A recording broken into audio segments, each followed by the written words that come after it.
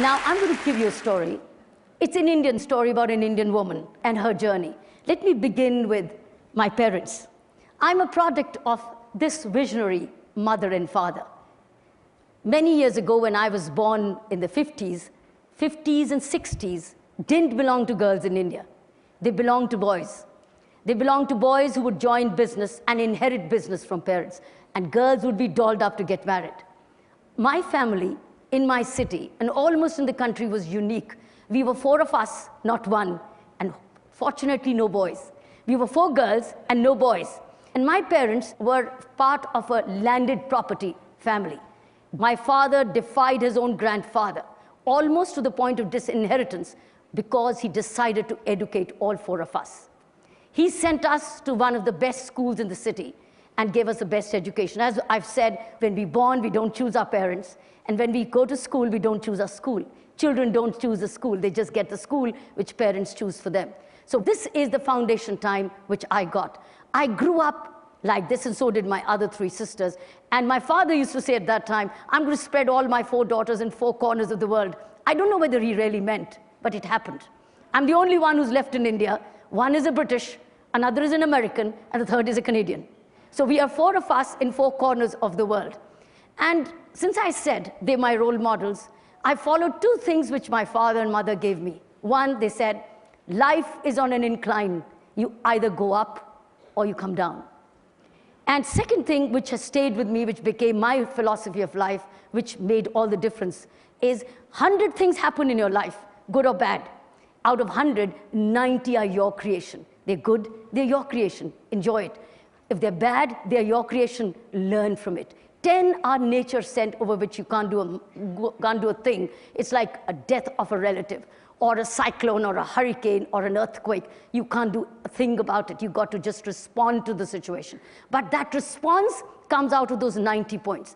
Since I'm a product of this philosophy of 90-10, and secondly, life on an incline, that's the way I grew up. I grew up to be valuing what I got. I'm a product of opportunities, rare opportunities in the 50s and the 60s, which girls didn't get. And I was conscious of the fact that what my parents were giving me was something unique, because all my best school friends were getting dolled up to get married with a lot of dowry. And here I was with a tennis racket and going to school and doing all kinds of extracurricular activities. I thought I must tell you this. Why I said this is the background. This is what comes next.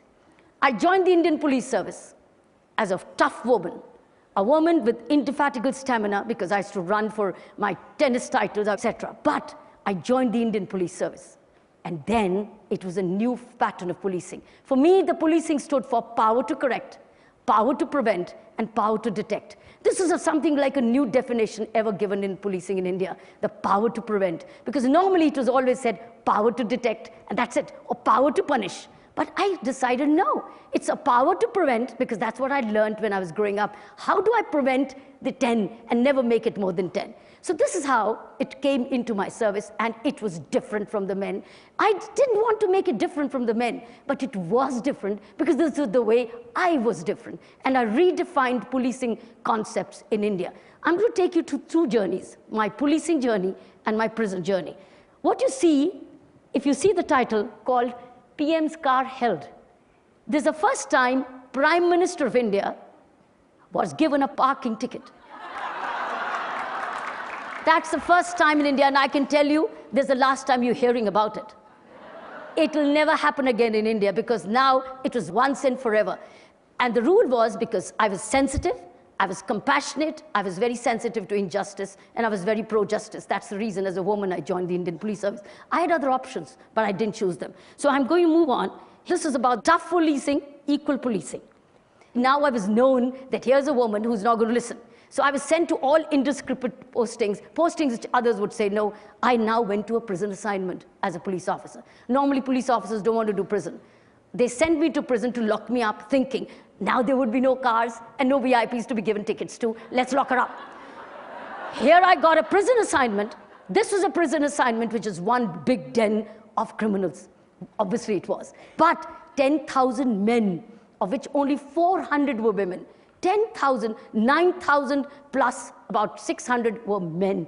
Terrorists, rapists, burglars, gangsters. Some of them I'd sent to jail while as a police officer outside. And then, how did I deal with them? The first day when I went in, I didn't know how to look at them. And I said, do you pray? When I looked at the group, I said, do you pray? And they saw me as a young, short woman wearing a Pathan suit. They said, do you pray? And they said, they didn't say anything. I said, do you pray? You want to pray? They said, yes. I said, all right, let's pray. I prayed for them, and things started to change. This is a visual of education inside the prison. Friends, this has never happened where everybody in the prison studies. I started this with community support. Government had no budget. It was one of the finest, largest volunteerism in any prison in the world. This was initiated in Delhi prison.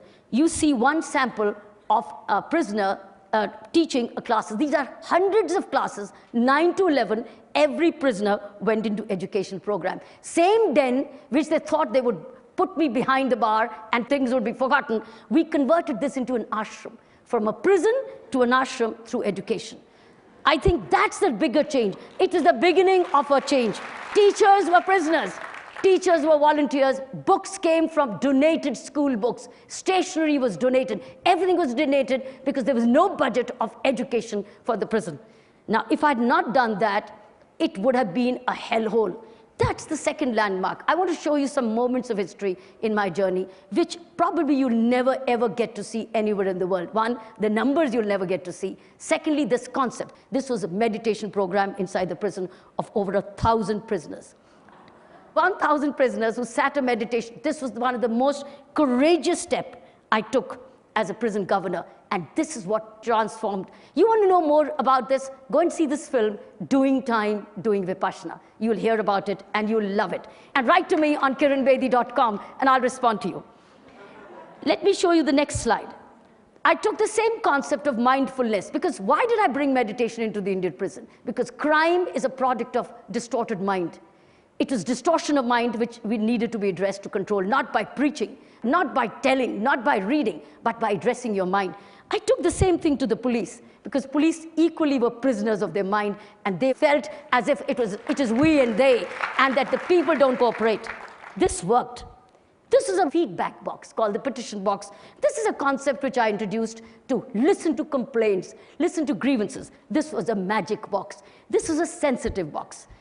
This is how a prisoner drew how they felt about in the prison. And if you see somebody in the blue, yeah, this guy, it was a prisoner. And he was a teacher. And you see everybody busy. There was no time to waste. Let me wrap it up. I'm currently into movements. Movements of education of the underserved children, which is thousands. India is all about thousands. Secondly is about anti-corruption movement in India. That's a big way. We, as a small group of activists, have drafted an ombudsman bill for the government of India. Friends, you will hear a lot about it. That's the movement at the moment I'm driving, and that's the movement and a mission of my life. Thank you very much. Thank you. Thank you very much. Thank you. Thank you. Thank you. Thank you.